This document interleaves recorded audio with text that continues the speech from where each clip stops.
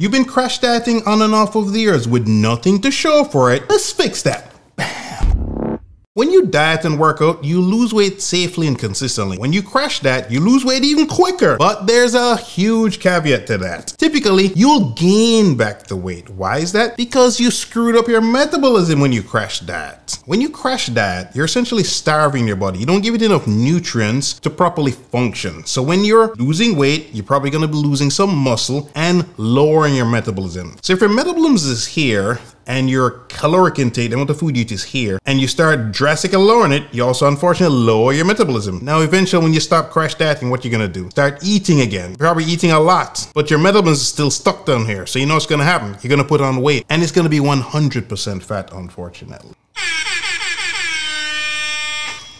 You remember the show The Biggest Loser? What happened to most of the contestants? They lost a ton of weight, 200, 300, 400 pounds, but they gained it all back. There's a study on this. And what happened? Their basal metabolic rate got lowered. Got messed up. Counterintuitively, the way to fix that is to actually eat more food. I know. Shocking, very shocking. The trick is you gotta eat enough at the right times, etc. to turn back up the furnace in your body, stoke that metabolism to get it to increase. Now, if you eat too much, you'll get fat. You don't eat enough, you'll also get fat because you're not getting the metabolism high. I know, it's complicated. I know. Good news is, I'm gonna give you some tips to fix that. When most people diet, they focus on deprivation, depriving themselves of things. When you're trying to fix your metabolism, you have to do the total opposite. Start to reintroduce food. Healthy, nutrient-dense food. Think fruits, vegetables, fish, some beef, chicken. You want to increase that protein as well. Another tip is to track what you eat. This is very important. Imagine you jump in your car. You're trying to drive from point A to point B. No GPS, no speedometer,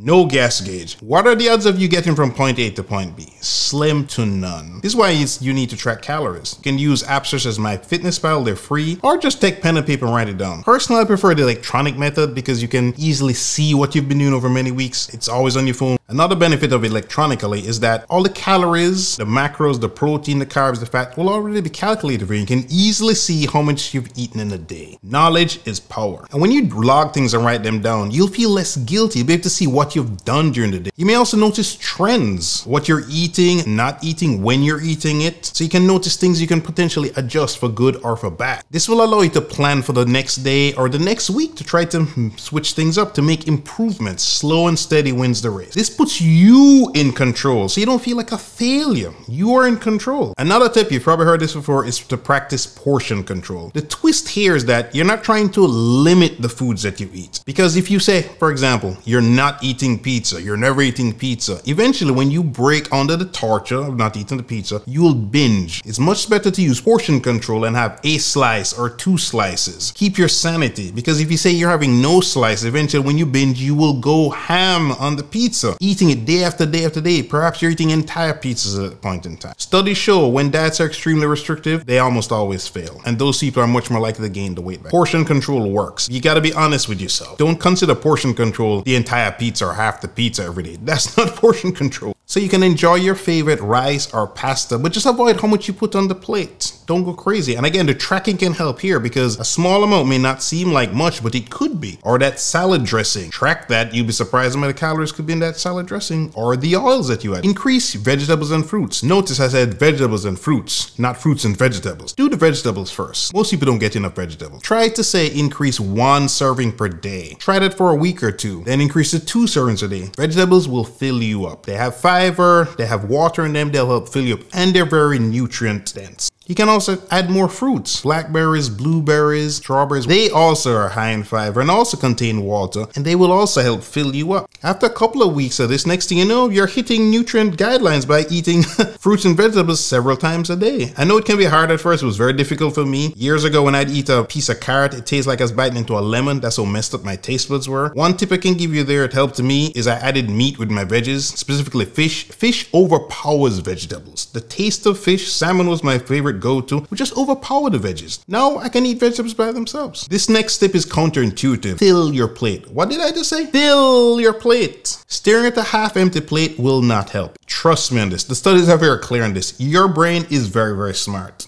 There was a study that clearly shows that trying to trick the brain to thinking there's less food there for you to eat doesn't actually work. Even if you use a smaller plate with a smaller portion size, your brain can calculate that's small. So the trick is, don't try the little plate with little portions thing. You're not fooling yourself. Get a normal size plate, fill it up with food. Again, we're talking nutrient dense, healthy food, vegetables, some fruits, lean cuts of protein. Remember, you need more protein. So when say you fill up a plate and half is veggies and fruits, this tricks the brain finally into thinking, hey, we got a ton of food here. And you'll fill yourself up, but it will not make you fat. Because you are determined to transform your body, you made it to the end of this video.